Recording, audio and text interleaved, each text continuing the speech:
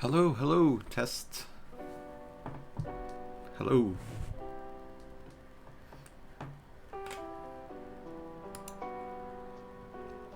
Hello.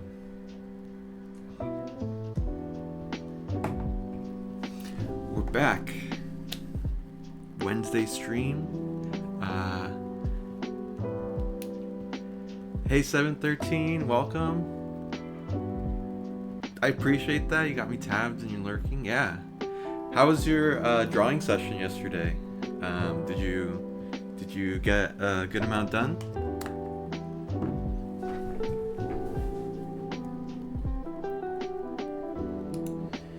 Yesterday's stream, I feel like I got a pretty good amount done. Started working on the Charles Bargue drawing course, and I finished the first plate, which, just to show it right here, was eyes primarily. So I drew a lot of eyes yesterday, and I think for the most part they started off a little shaky, but I think the last one I drew was actually probably like the best one I drew. So I think that means there was some progress. I got a call and that was all she wrote. Yeah, it's so easy to kind of like, you know, get bumped and then suddenly you're on a whole different trajectory. Yeah, practice for sure. So that's what we're doing today. So this was the eyes I was drawing yesterday, and I was pretty happy. I mean, not like super ecstatic about it, but I feel like I did well enough that like I'm comfortable moving on to the next plate.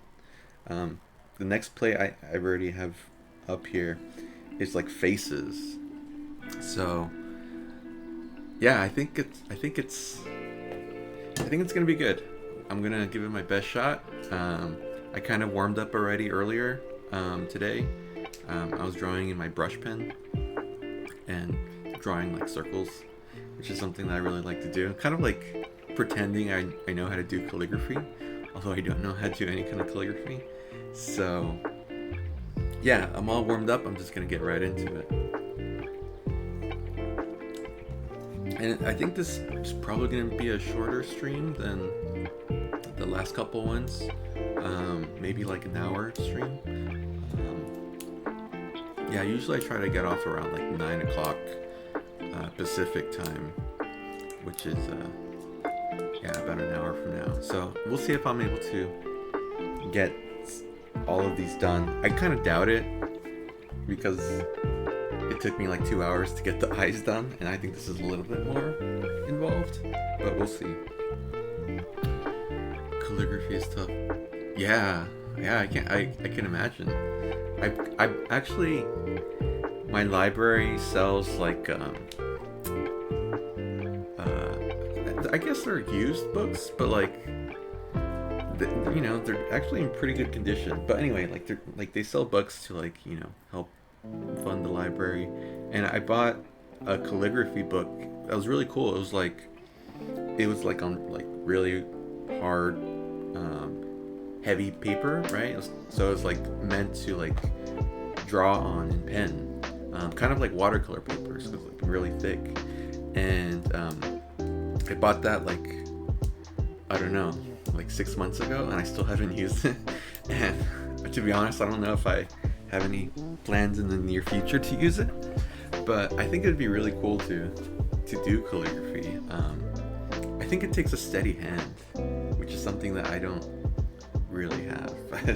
My hand is very much like, I don't have that fine motor dexterity yet. So, but yeah, like I think that would be cool to one day be able to start on that book and calligraphy.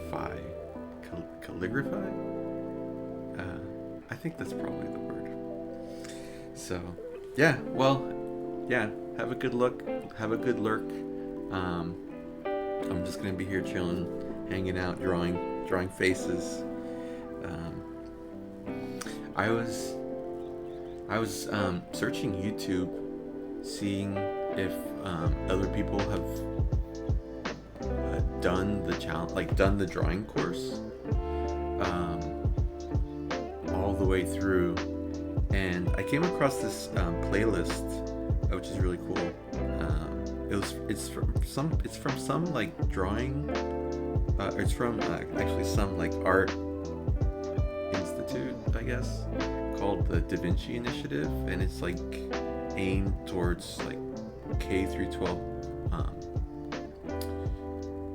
art instructors, art teachers, and they talk about like they have a whole playlist on this drawing course, and like the first few videos, there's like I don't know, like 25 videos, and the first couple are like about the history of the drawing course and history of ateliers, I think it's called, basically like drawing schools in the 19th century in France, and how like it was kind of like an apprenticeship model, is what I learned.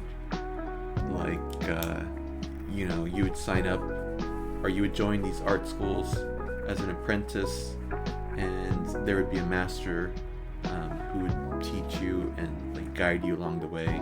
But there's like a certain curriculum you had to follow. It was like very strict. So the first part like would be like, okay, you're starting off drawing shapes, right? Drawing fundamental shapes in still life. So like you'll draw like a cup and like I don't know, something like spherical. So you're drawing those, and you're kind of like they would slowly like build on skills, and like the whole process would be like 3, 4, 5 years, like a full-time artistry, like artist work. And like only at the very end would they like actually give you like paint to be able to paint and stuff. Seems like good foundational work. Yeah. So I think from what I understand about their video, basically the whole reason why like it stopped being the standard of art instruction was because from what I understood, that it became too sort of like too structured and too rigid and too bureaucratic. Like there would be like a certain number of people in a small circle who would control like who gets to be shown in salons and art galleries, and who would be like not. And back then, like if you weren't shown in a salon or what, or supported by institution, like you basically wouldn't be able to sell your art. And so there was a pushback against that kind of rigidity. Too rigid, yes, too rigid, too bureaucratic. You got to follow all these small steps. And so that was one of the reasons why this kind of like method of ateliers and apprenticeship kind of fell out of favor.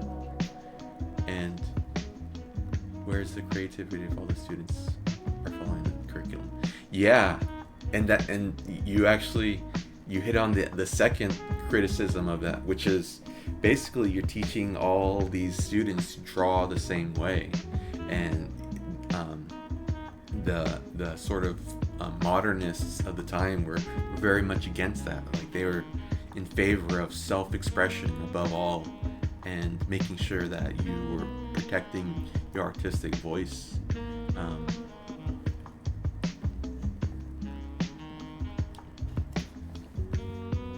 feel like creativity and imagination supersede skill. Yeah, I mean, I haven't really thought about how I feel about that, but I can definitely see that. It's like, especially when you get to like so-called rules where people are telling you like, oh, like you have to do it this way or you have to do it that way. Like I'm not like, that is not how I like to do things. So I'm absolutely in favor of like expressing yourself how you want to express yourself, and there's no such thing as an invalid way of expressing, as long as like you're not causing harm, like within that kind of scope. But aside from that, like be open, be creative, be imaginative. But I also can see like fundamental things that if you want to draw in a certain way, right? If you want to draw realism or realistically, kind of like in the old traditional way, like I mean, you're gonna have to learn how to do that, and how to do that like is a very narrow band, right? So like practicing like shading, or proportion, or perspective, like these are things that are just sort of like needed to draw in a certain way or create art in a certain way. But if that's not your interest, then like like you're totally free to explore however you want. Definitely have building blocks, but this is a big but. But on the other hand, I can see where you're going. So I get the feeling you prefer to go on the side of more freedom of expression as opposed to more instruction on fundamental skills.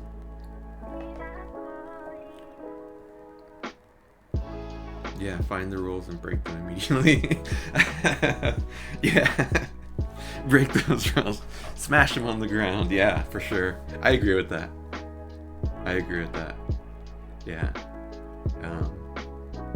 And I do think that's what I'm doing right now, or that's what I'm at least trying to do. But I feel like I've been talking enough. Let's get to drawing. It's one thing to know, but it's another thing to do.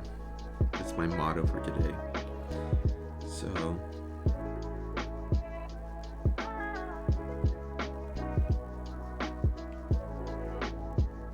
one thing that's going to be kind of tricky, or one thing that I kind of had a trouble with yesterday was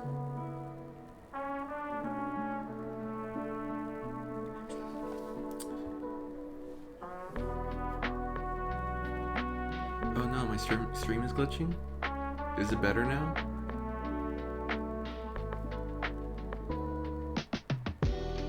Am I still here?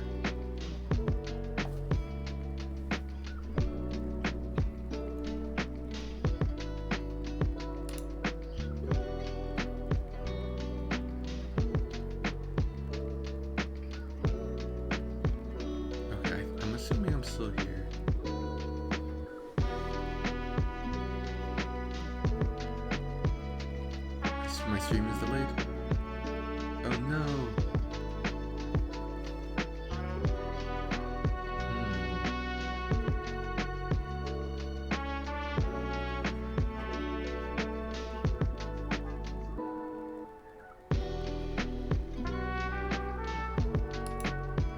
Okay, let me see if I can close some things here.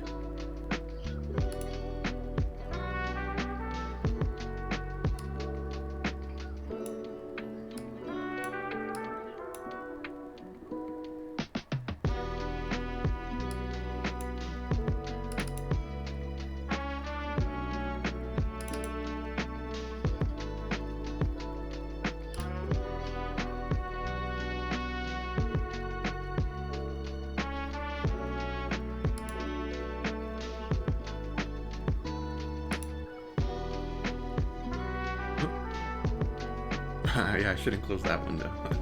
Oops.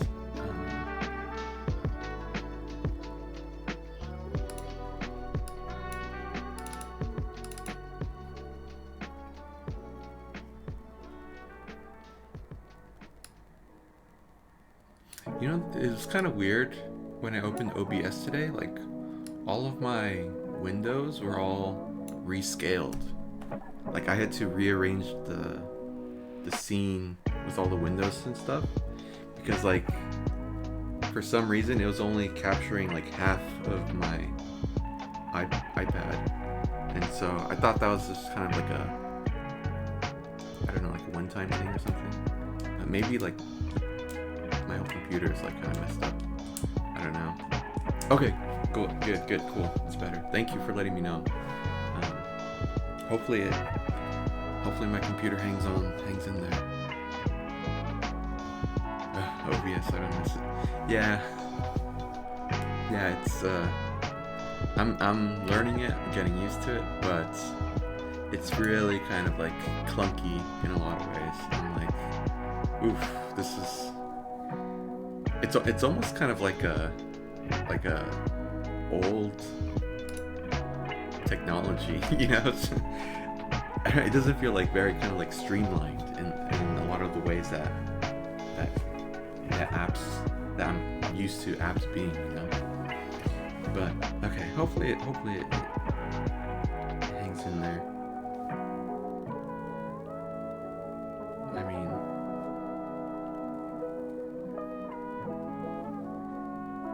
I don't think I'm gonna be too long on, just until 9. So if it can hold on until then, I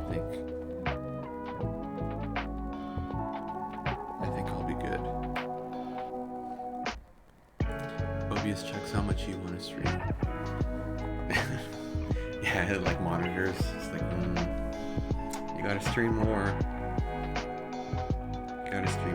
So I'm actually pretty happy with that first one. I think that's fine. I'm okay with that.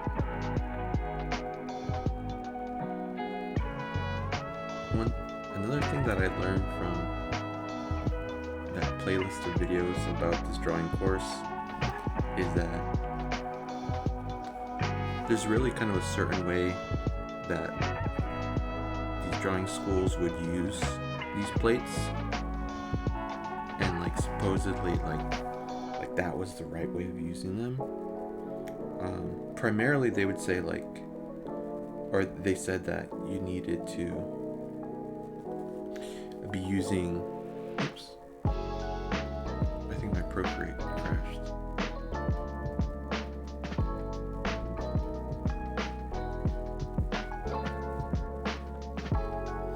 Hang in there.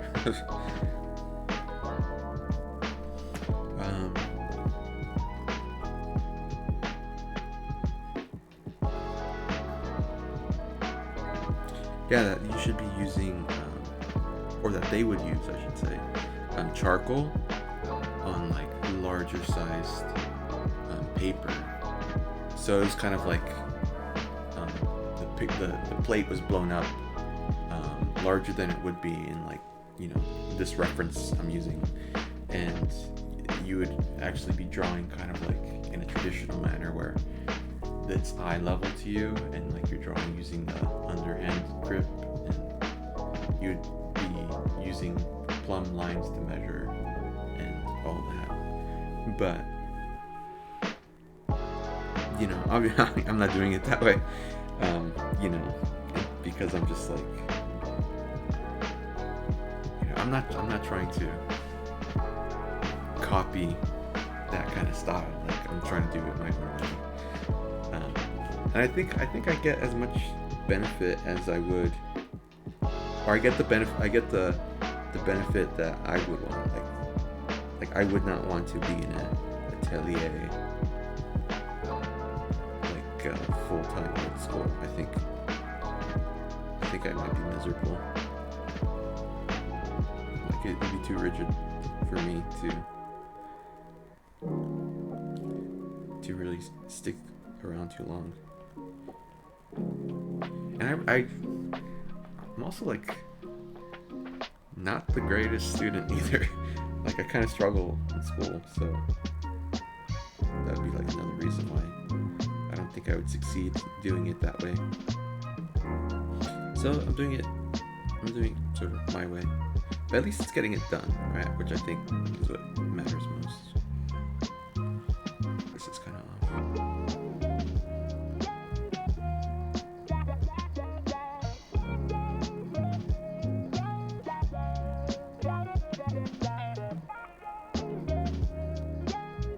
I'm really trying to work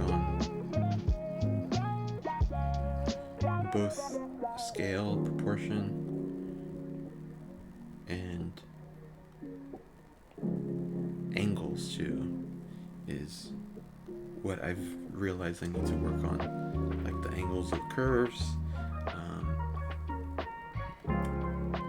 the angles of straight lines, you know, what direction they're going in. Because I think I just kind of like wing it a lot, which isn't good. Like, you know, it's important to draw what you see, and I just kind of like draw more or less what I think it's like, instead of like actually following the proper angle and proper length of whatever it is I'm drawing. So yeah, that's another thing that I'm kind of like focused on practicing, making sure that, like, for example, like I'm capturing this angle right here on the lip there, or like how like this is kind of like slightly curved and this goes in like that, you know, and this is kind of like slightly upward. And I think having like the reference, like being able to draw on the reference, is gonna help me with that, because yesterday the way I was doing it was I had another app open. I was doing a split view, and I was like, why am I doing it that way? Like it's eating up more of my iPad's memory, and it's also, you know, I'm not able to draw on it, which I think, you know, now that I'm able to, it's like, oh yeah, like this is how I should have been doing it from the start.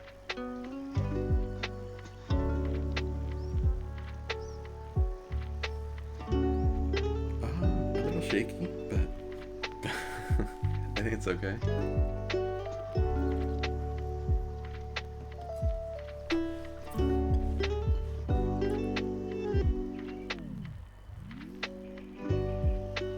Something that I was doing right, without even realize I was doing it, was in the I didn't watch the whole playlist. I just watched a couple of videos. But one thing that the instructor talked about as far as like how to start drawing is by setting, I forgot what she called it, like a plane, like a negotiated plane or something. Basically, what she was saying is like find the points where the picture could fit in a box, right? Whatever it is you're trying to draw. So, for example, with this face here, like she would say, okay, the lowest point would be like a line right here. The highest point would be like right here. And then the furthest point on the left would be like a line right here. And then the furthest point on the right would be this right here.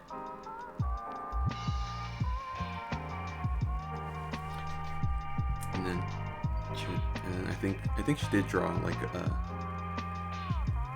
line through the middle, and then like from there you just basically draw whatever's in the grid. So if I could grab this and move it to the side, and I'm still continuing my practice of not erasing or not undoing, or not like I'm trying not to undo. As much as I'm like very shaky sometimes. Oh, it crashed again.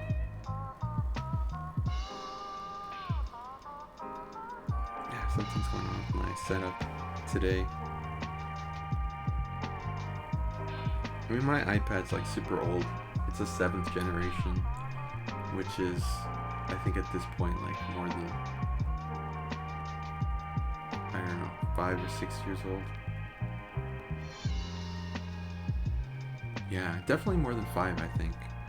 So, yeah, I'm gonna need a new one soon. See if I can round up some funds, some kind of like pennies and stuff I have lying around. I was kind of briefly looking into it, and I think that the modern iPads also, you can use the Apple Pencil too, because this is a first gen Apple Pencil. This is like the first one they released, and I know like the Apple Pencils aren't compatible. The new ones aren't compatible. There's like an Apple Pencil that's compatible with like only the iPad Pros, and then there's another one that's compatible with all. So I guess I gotta look into that. Or you also need to get an adapter too, because I think the new iPads, they don't have the Lightning connector anymore like this one does. They have the USB-C. It's ancient according to Apple. Yeah, I might as well be drawing on like a tablet with a reed, you know, on a clay tablet, according to Apple, for sure. That kind of what are they called? Planned obsolescence, where it's like, you know, stuff's gonna break down intentionally, or it's engineered, or it's like it's not going to survive so many years.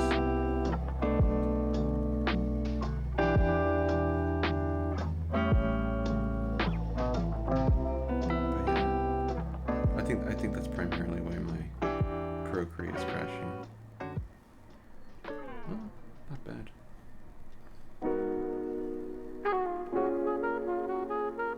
I'm trying not to do that kind of like grid method. There's really like no reason why I'm trying not to do it, other than it takes longer than just kind of like eyeballing it. Although I really should be practicing using that grid method. I think it's good training for like your eye, you know, so you can get a sense of the larger shapes. So I guess I'll do it for a few of them.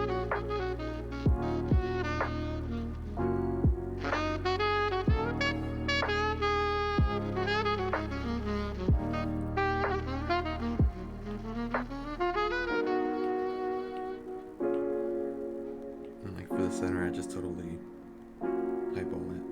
I'm pretty sure this is around the center point. Down. I'm gonna erase that one just because I won't be able to see the reference. This is around the center point.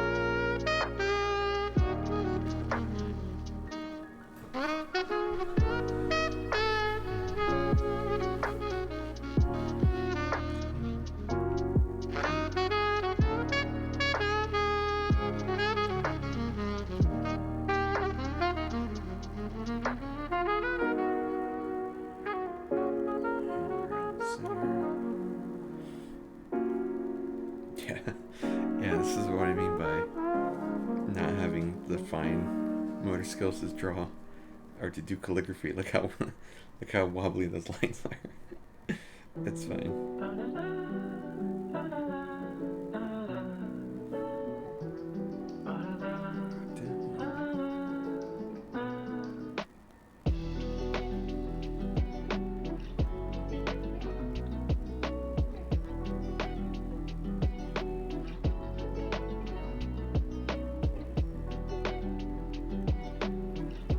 For the next one, I'll do the grid in a different color than I do the drawing to make it a little bit easier for myself.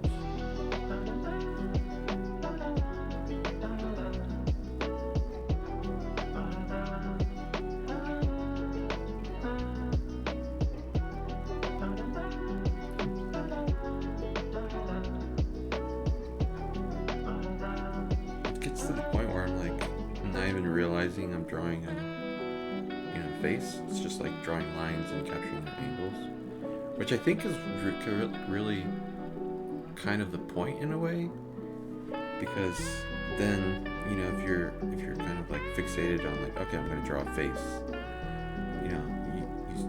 you start to rely on your mental model of what that looks like instead of like copying down what's actually on the paper, and then or what you're actually seeing in real life. And for most people, like, that mental model is not as vivid or detailed as what's going to be right in front of you, or what's going to be on the page. So I think it's good. The book that kind of like I started my artistic journey with was called Drawing on the Right Side of the Brain by Betty Edwards, I think was the author. And she is an instructor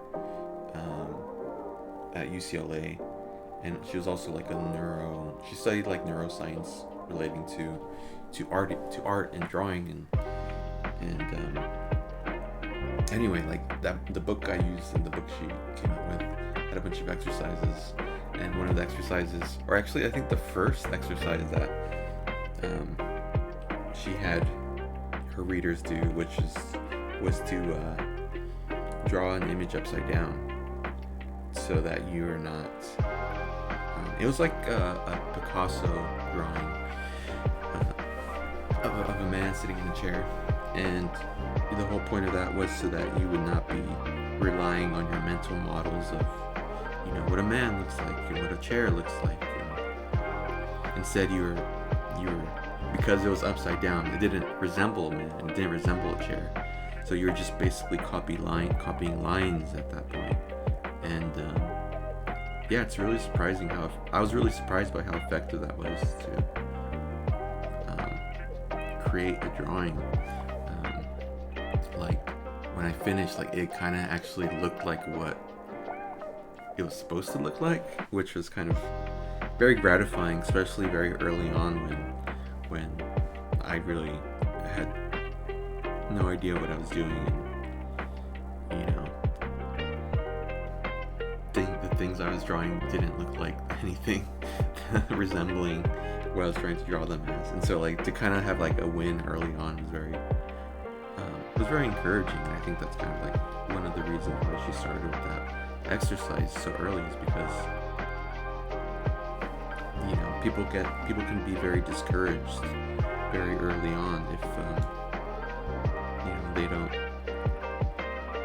make the kind of progress that they want to be making, especially with art, which is like so surrounded by mythology. It's like, to be a great artist, you have to be born a great artist.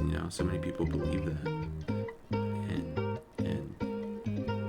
that's really very far from the truth, and it erases a lot of the built-in skill and hard work and time and effort that the greats have committed to their art form, which was a good lesson to learn for me as well. It's like having that kind of growth mindset, being like, oh no, like if I practice, I can draw well, or at least better than when I started off, which for sure I have. Like I'm a much better artist now than I was when I started. And it's been 2.5 years, so I feel like I'm still in the early stages, especially because I don't really draw. Like I draw more or less every day, but I don't draw for that long. Like I don't have time to be doing it full time, like hours upon hours every day. Which who does have the time other than younger people who are still in school. I mean, like people who are like starting like very young. Kids have a lot of time. For the most part, I think. Oops. I'm gonna erase that because I can't see the reference. I'm actually just measuring. Okay, that's a pretty good size. I think I got it pretty spot on there. Yeah, it's more or less where it's at. So anyway, yeah. Drawing upside down, it worked. Or I think what it was intended to do. Okay, so I'm gonna draw this color out. Okay. This here. Bring this up. It's really big circular shape there. Bring this. Actually, this should be further out. Bring that in. Actually, this should be one single line that comes all the way down here. I think is the way that he drew it. It's very interesting to make note of the pen strokes that the original artist made. It kind of reminds me of I took a semester of Japanese because I thought it'd be interesting, and as part of that semester, I learned some of the kanji, some of the symbolic writing, right? So from what I remember, there's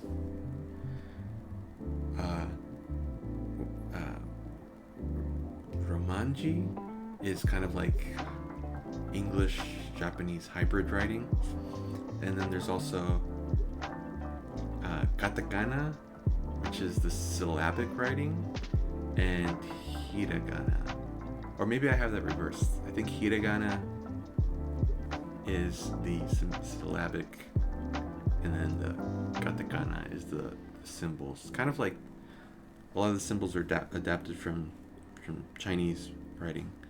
So there is like, that's the idea, like writing symbols as to form sentences in language.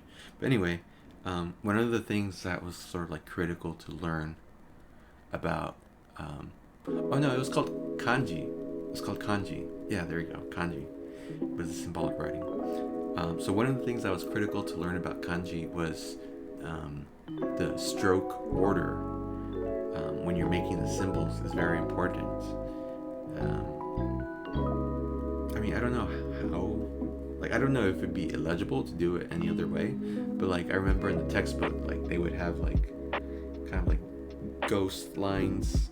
Like they would have a box kind of into quadrants, and then there would be like ghost lines, and there would be like a little number 1, so that would be the first stroke you make, and then crossing that would be number 2. There would be a line, and there would be like a little number 2. So like the order of the strokes was explained to you in the textbook. It was meant to help you to remember how to make the symbol.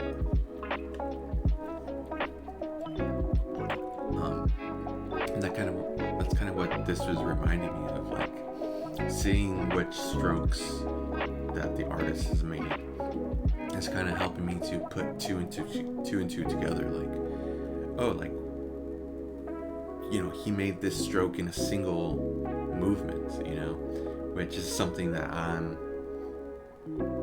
not really conscious of as I'm drawing, but I feel like that would be important. That would be something important to practice, right? To have more control over which strokes you're making.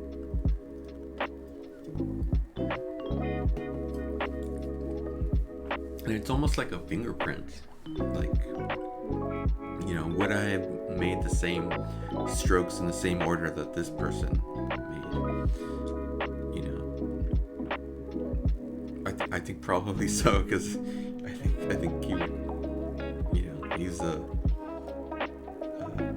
very skilled artist, so yeah, he made strokes, I think, in a more efficient way than I would have as a beginner.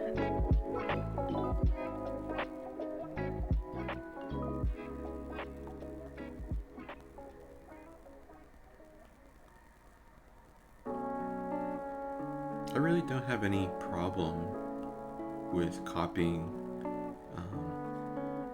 work of master artists. A lot of the stuff I like read online, or like I bought a bunch of drawing books. I haven't really read most of them. I just kind of like collect them. They make me feel like I'm getting closer to being more skilled. Like it's a form of practice to be buying books. But yeah, a lot of places are like, you know, encourage copying from master drawings, but they're also like, they always have like a thing up front where it's like, you know, it's okay to copy from masters, you know, like you're not going to lose your unique voice. You're going to actually be improving your voice, which I didn't really understand that kind of concern that some people have. Like if I copy a drawing from Picasso, like is it so bad if I take on a little bit more of Picasso's artistic voice, you know, in the process? It's like, no, like he's Picasso, you know, it could only benefit me to draw more like him in a certain sense, right? I don't think I necessarily want to be drawing cubes.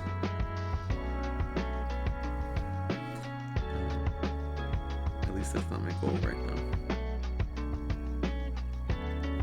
But yeah, I think the grid is helping. Well, the grid is definitely helping, actually. So I think I'll keep doing it, and then maybe when I get to the inner, the 4 in the center, maybe I'll just kind of like do that freehand, just kind of like eyeball it, or I don't know. I kind of just go based on how I feel. So who knows?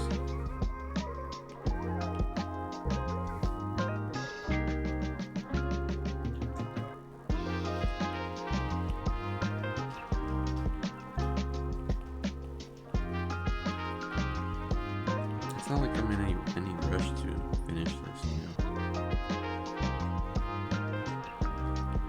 Like I don't have like a artistic patron who's like, once you finish this drawing course, I'll give you, you know, $10 million. Maybe I would be a little bit more motivated to finish quickly if that were the case, but fortunately or unfortunately, that is not the case. So I can just do my thing at my own pace.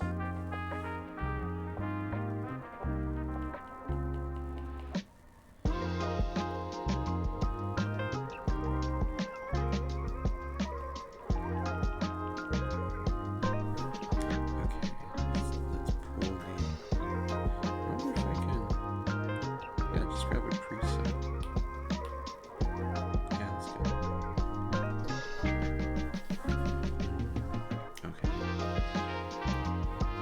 This one has a lot bolder lines than the previous one.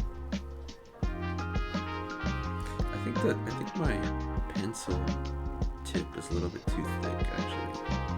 Maybe I can draw more thin. I don't know if that shows up on the stream. I think it does. Okay.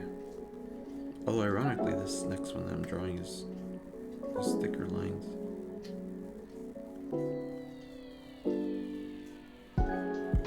Let's see if we can get this done. Okay, draw that straight line up there.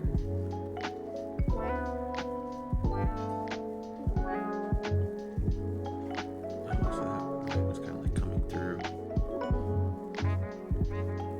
Bring that down. And this is kind of like a wide, low angle here.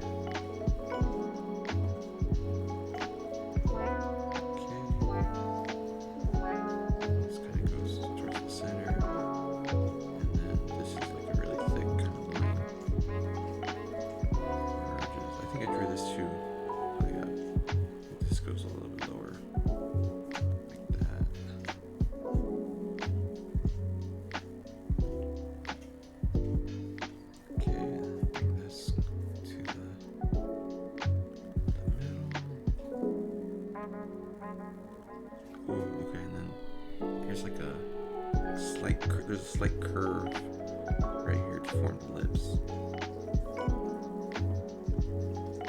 Very slight curve, which, just looking at it very closely, doesn't seem like all that important, but I can totally see how that would make or break the shape of the lips.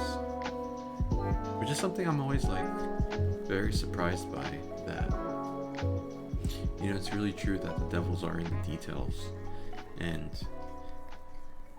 to kind of make something resemble what you want it to resemble, you really have to be very detail oriented, because if you don't get the details right, then maybe here or there you can get away with it, but if you just kind of skip on the details, the overall picture isn't going to come out exactly how you want it to be, or it's not going to come out how you want it to be at all, I should say. It's just going to be something else entirely. That being said, I'm not stressing the details of this drawing. I just want to get the gist where it does resemble the original.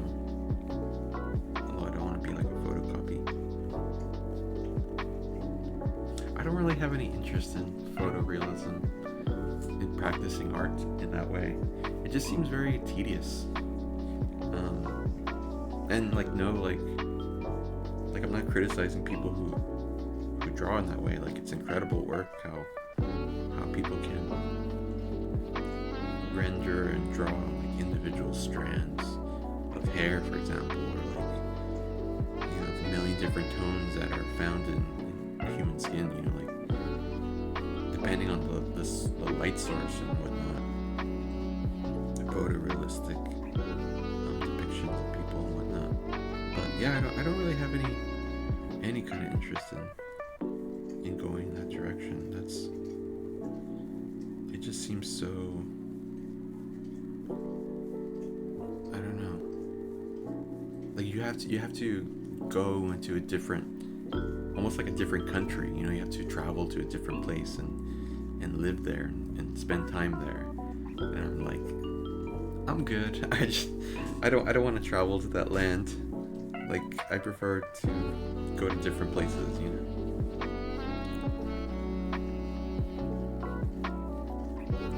Yeah, I think they're coming out okay.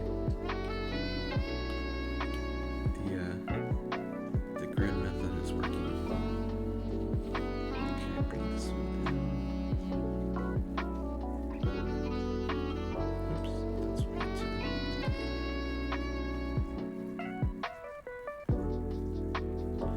Something that I like to practice is drawing straight lines, and I've been really trying to use more of my shoulder which is what apparently you're supposed to be doing when you're drawing,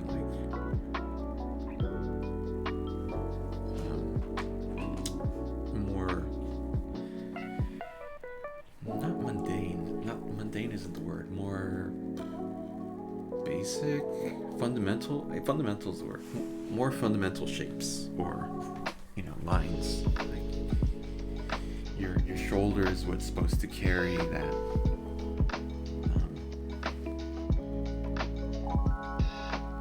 that ability to draw these shapes, which I think is true. I think in my experience, like if I use my shoulder and I just keep my wrists and my elbow locked, my lines come out a little bit better than if I'm solely relying on my wrists. Okay,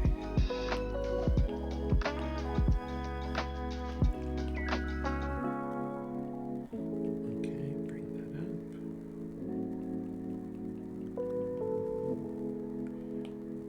Find the center here.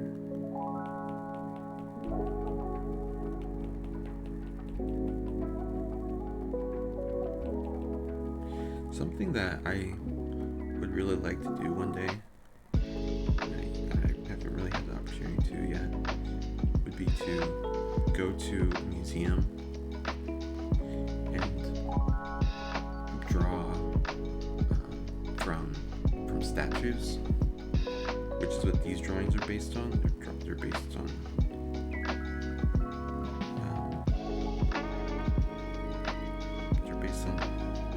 Greco-Roman ancient statues. I'm pretty sure, the kind that you would see in a museum. And I think that'd be really fun to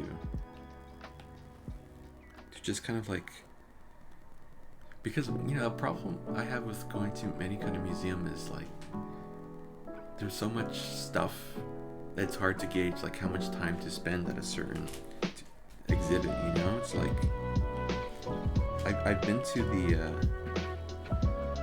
a sort of extreme example, I guess, would be the Louvre, which I visited once before.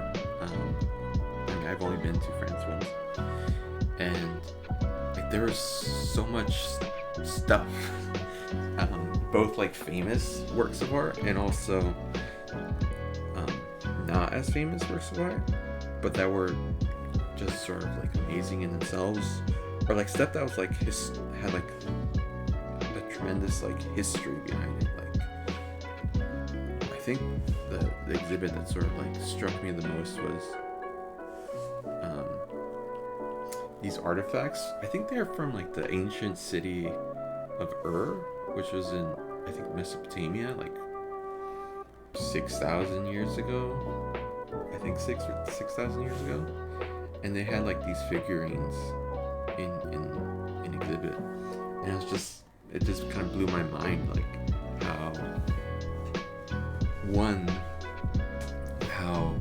how old the relics were, and they were just right in front of me. I was oh my gosh, this is before any kind of written history, this object is here, and it's even more amazing because it was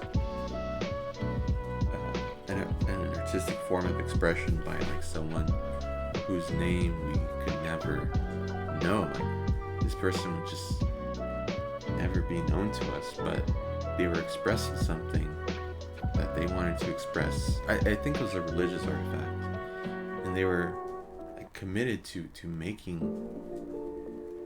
something, right? That same drive that sort of drives us now was just as potent as it was to this person who lived on the other side of the world and 6,000 years ago. So yeah, I just wanted to spend a lot more time there than I could, because that was just one exhibit on one floor. And the Louvre is huge, it's I don't know how many floors it is exactly, but there's just so much to see that it's really hard to I'm pretty sure it's impossible to see it all in a day or in a visit. Like, you gotta go multiple times. But anyway, to get back to what I was saying, like, I kind of feel like, or I kind of think it would be really fun to go to a museum, maybe like not the Louvre, because then I have to go to France and that's pricey. But like a museum here, find some statues or casts or something, maybe even a painting or a drawing or something, and just take the time to be present with it by drawing it. And I think that's sort of like one of the amazing things about drawing, that you can find, that you can see things in a new way because of how much time like you need to spend with them to draw them.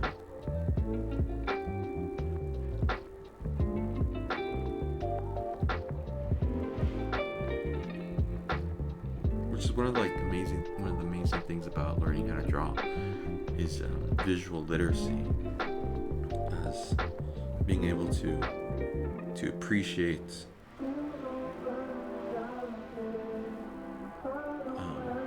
design and form and all that in a way that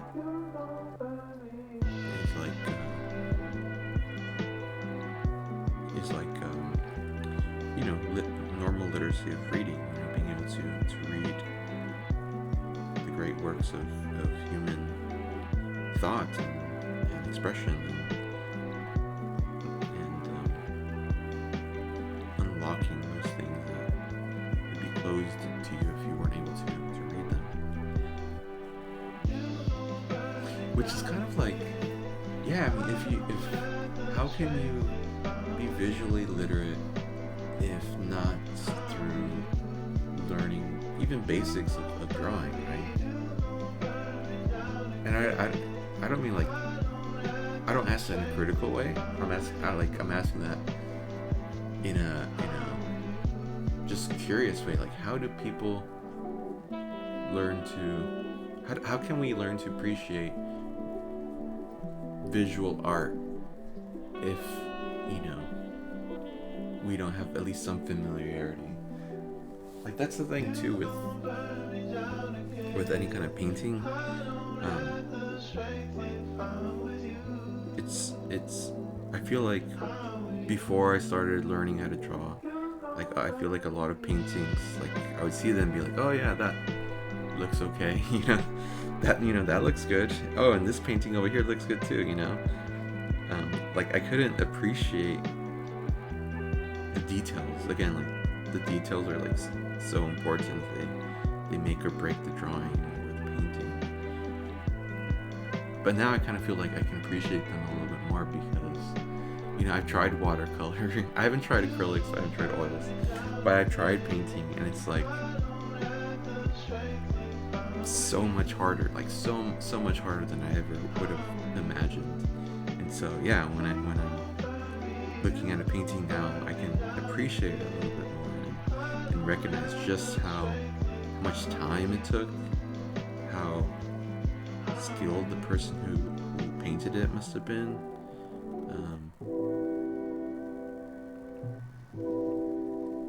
how much of their life they would have had to devote to it. And it's just, it kind of feels like unlocking a lot more, like seeing more of the world, I should say. Unlocking another part of the world that was previously closed. Okay, I think that's fine.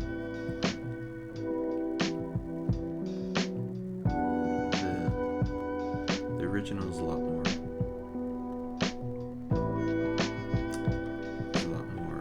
light than the way I'm drawing it, but that's okay. I'm just trying to get the perspective down.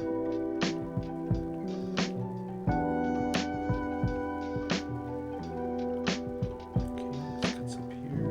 I think I kind of flubbed on the nose a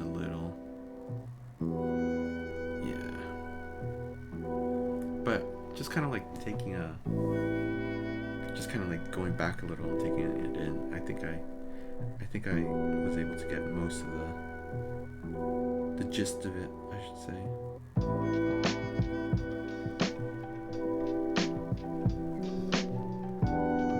What's interesting is that gist was actually like I wouldn't say a formalized skill in that book, drawing on the right side of the brain, but it was like I think there was like a whole chapter about it, and I remember when I read it the first time, like I didn't understand what is the point of gist, you know. It just seems kind of like very vague. It doesn't seem like it's something that you could really correct or work on or work towards, not like the other skills that the book was talking about. But now that I'm kind of like, now that I've been kind of like drawing more and practicing more, like I could totally understand more or less now just in what it's supposed to represent or what it's supposed to mean when you're drawing. Like you don't have to draw something photorealistic, picture perfect if you're drawing from a reference or drawing from life. Like you don't have to draw every small detail to get the gist of it, right? Like people do that all the time with. I think these plates are an example of that, where you're not drawing every single like dimple or every single freckle or every single wrinkle. You're being sort of economical with your lines to the point that you're representing the figure to the point where it is represented, right? It is something that we can recognize, which I think I mentioned before. Like I have a tendency to overdraw, which is something that I can totally understand. Yeah, like sometimes when I'm using pen and I'm like trying to crosshatch, it looks like I'm giving like female figures I'm drawing, like I'm giving them beards, or like they have like just kind of like very hairy faces and whatnot. But that's just because like I'm just trying to, you know, crosshatch using lines, using pen, and I'm essentially overdrawing. I'm adding information that doesn't need to be there to get the gist of the drawing. And you know, that's kind of how I try to think of it now. Every little bit of ink or pencil or whatnot is information on the page, and you know, being able to give just enough information that the person who's looking at it understands is a skill in itself. You know, it is the skill of just getting the gist of it. So I'm on my way. I'm practicing. And that actually also makes me think of Picasso.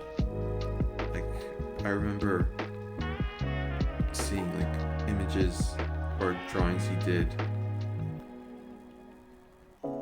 of anything Picasso's done I think is famous, right? But it was like drawings of a bull, right? Like a series of drawings of bulls, and he would render them. I think it was a series, so like he would do it in different styles. But some of the styles he did, or one or two of the drawings he did, they were just basically like lines.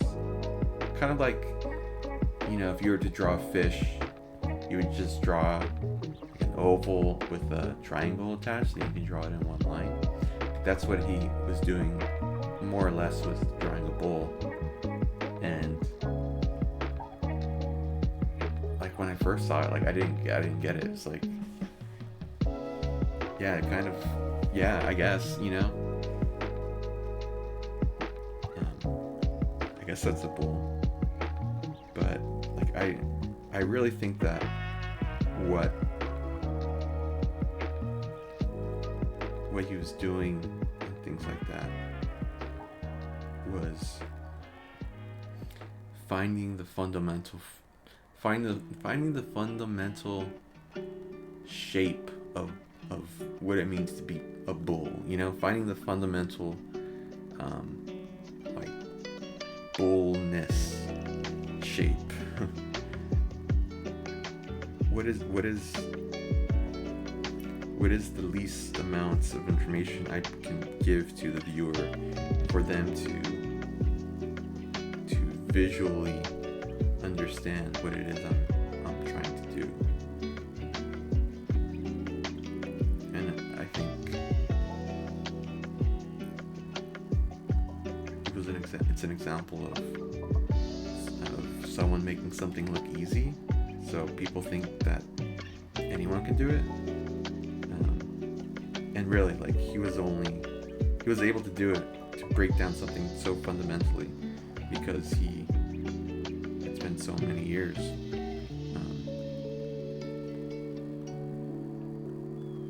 drawing and coming to understand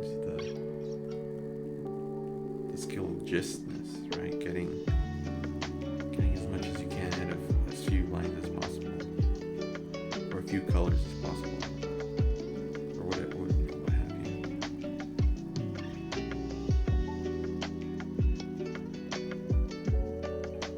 So I guess I kind of take inspiration from that little lesson and being like, try to remember not to, more isn't necessarily better. In fact, it's usually not as good as less.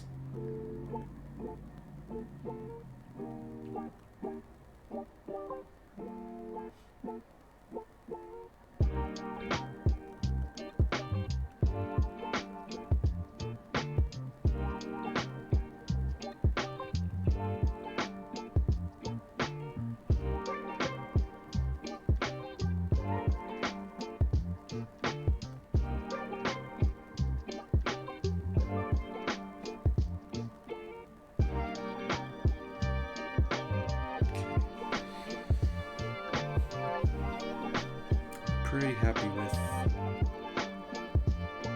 things are turning out with the ones I've done so far. I think that using the grid has helped me a lot, because yesterday I was really struggling to really get the concept of spacing and perspective and scale down.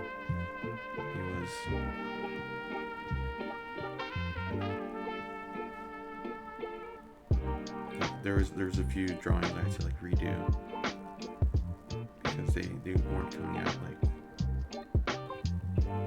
they're coming out kind of like wobbly.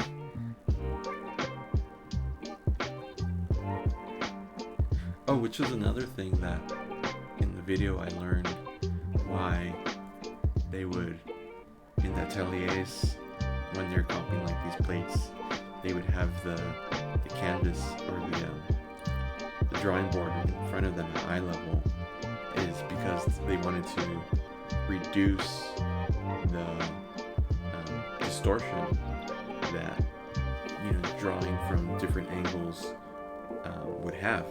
Like, there's been times where like I've been drawing something kind of like far away from me, like I don't know, like a couple of feet away from me. I was just kind of like reaching out and drawing, and I was copying a reference, and it was almost like an optical illusion where like I brought it closer and I brought it eye level, and suddenly the drawing kind of like just stretched because just like my perspective, how far away I was from the drawing, like it just made it seem like I was doing it correctly until I held it from a different angle, and I was like, oh wow, like this thing is totally stretched out, and I had no intention of doing that. So yeah, I can, you definitely get behind keeping it at eye level. But at the same time, like, I don't really want to have that kind of setup where I guess like a very kind of like professional studio setup. It's just not really that convenient, I mean, it's also not my goal. My goal is not to be an art student in that sense of following a traditional model. Like, I just really don't want to follow those kinds of rigid rules and whatnot. It just seems kind of like I said before, kind of like tedious. And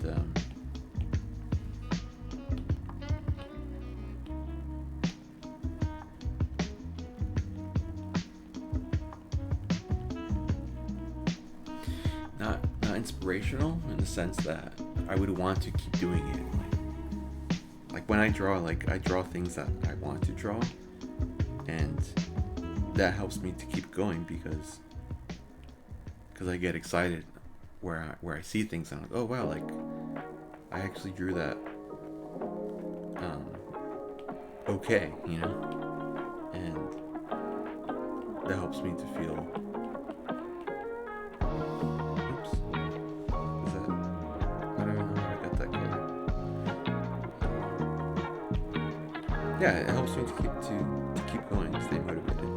So I think if I were to try going to art school, I think I would just feel like very, very bored by the experience. Not bored because like I'm a prodigy or anything. Like it's like I'm above it, but bored because it's just not really what I want to spend my time doing.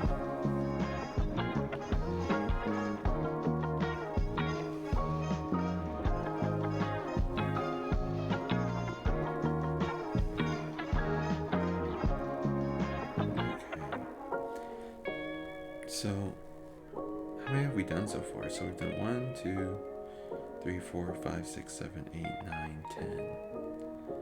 Okay, so cool. We're on our 10th one. There's how many left to go?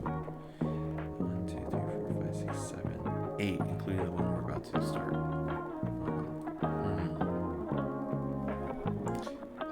It's 9:04. So I think I'm going to finish, I'm going to do this one that I'm working on.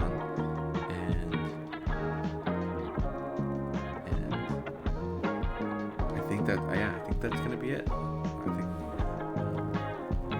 I'll end stream after that, and then the next time I stream, hopefully, I'm trying to stream I'm trying to stream Monday through Thursdays. So tomorrow, hopefully, I'll be able to stream again, and yeah, I think I'll be able to finish this plate.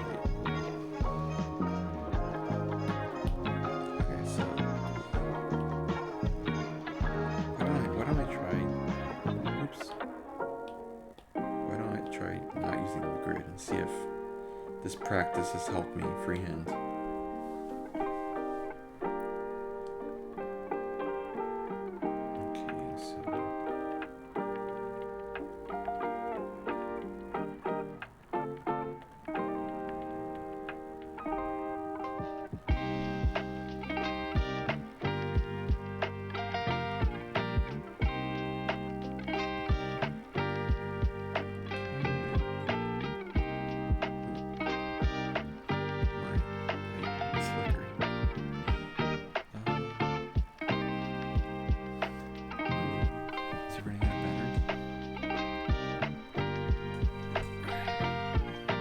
Okay, so what is that?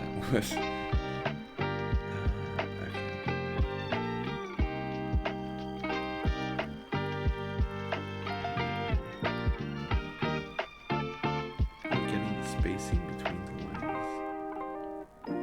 It's really tricky because I'll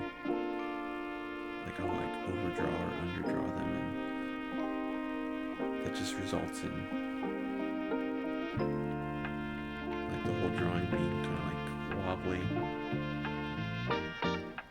kind of like, if you were building a house with a team of people, and one half of the team had, their tape measures were like 1 inch, and then the other half of the team, their tape measure said 1 inch, but like it was actually three quarters of an inch. Just that kind of like small difference just kind of like makes the whole thing out of whack. It just makes it all sort of wobbly and unstable. So that's kind of what reminds me when I'm like slightly off with any part of the drawing, because as I'm like drawing around it, like I'll reference that first. I'll reference whatever I drew before, and if that's off, then everything else gets off. But I think this one's not bad. I think this is going okay.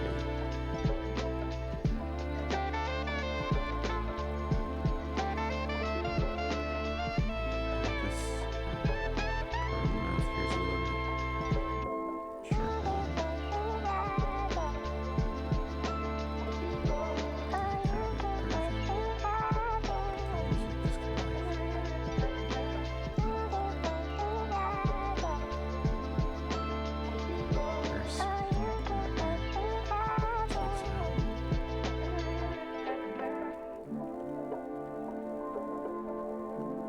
I think I originally drew this part of the nose a little bit too curved. I think it comes in a little bit more straight down. Okay, and then part of this is a little small. This is sort of like the nostril. This is just kind of like a blob line. With like a very small bit of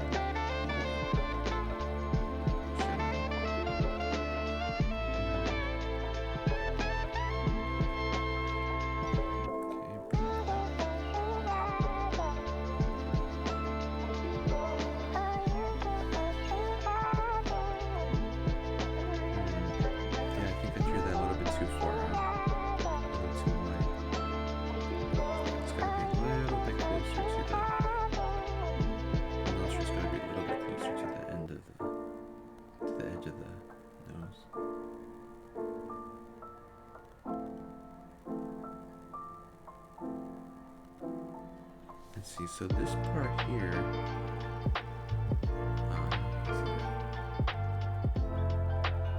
sort of the edge of the nostril lines with this kind of like edge of the mouth, this kind of corner part here. So I think the way I have it here is okay, proportionally speaking. I think I was able to get it down. I think I drew the nostril a little bit bigger than it was in the reference, but I think it's okay. And then this should be like that. There's more of a curve here in the upper lip.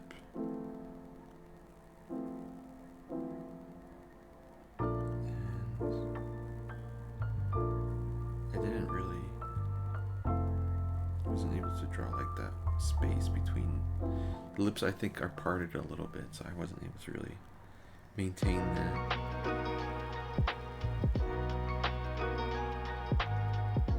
If I was erasing, I could clean that up a little bit, but I'm trying not to erase or undo.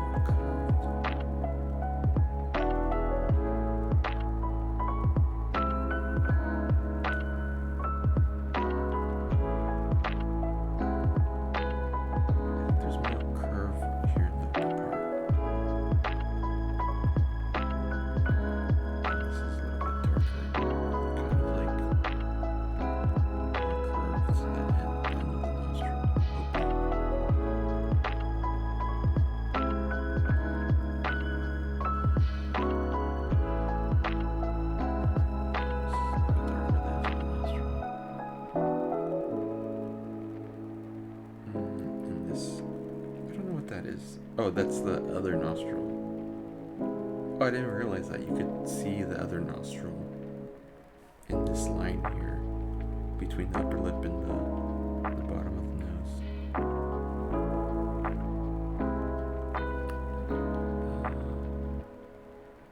How's that look? I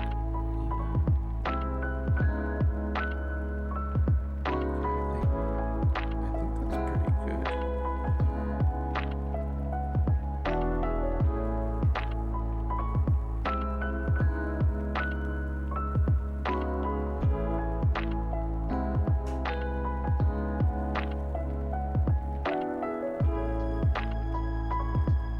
I think I drew the chin connecting to the bottom lip a little bit off. I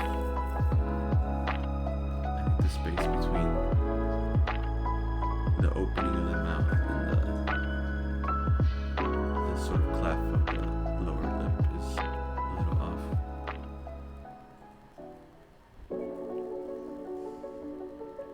Should be down there more.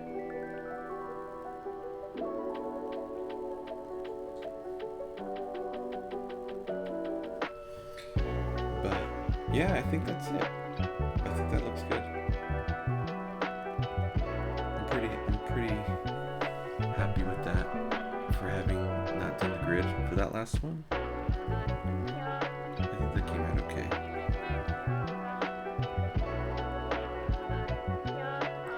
I think for the next time, or when I finish the rest of these faces, so which ones are done? This is done. Just let me get a different color. So this one's done. And these down here on the edge. It's done.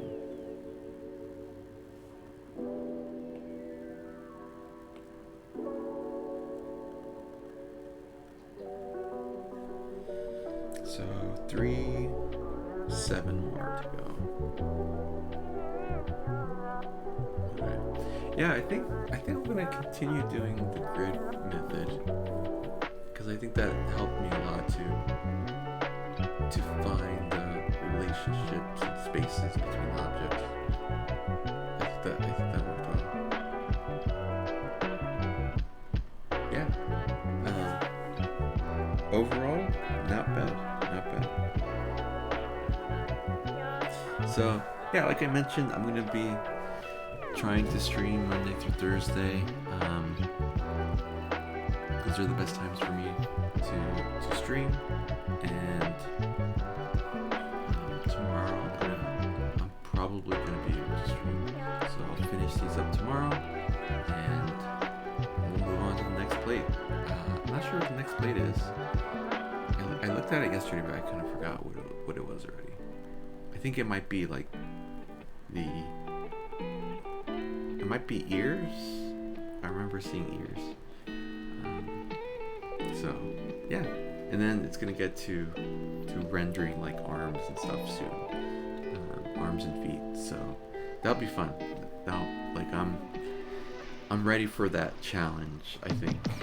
I mean, I'm not ready because I don't think my skill level is there, but I'm ready to learn a lot by making mistakes. So yeah. Well, thank you for hanging out, joining me. Thank you for watching. I appreciate it. I hope you all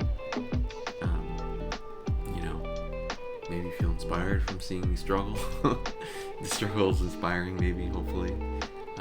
Or if you're drawing, if you were also drawing along, or drawing your own thing, or whatever, what have you, then I hope you had a really productive drawing session. So yeah, I'll see you next time. Thank you so much. Bye.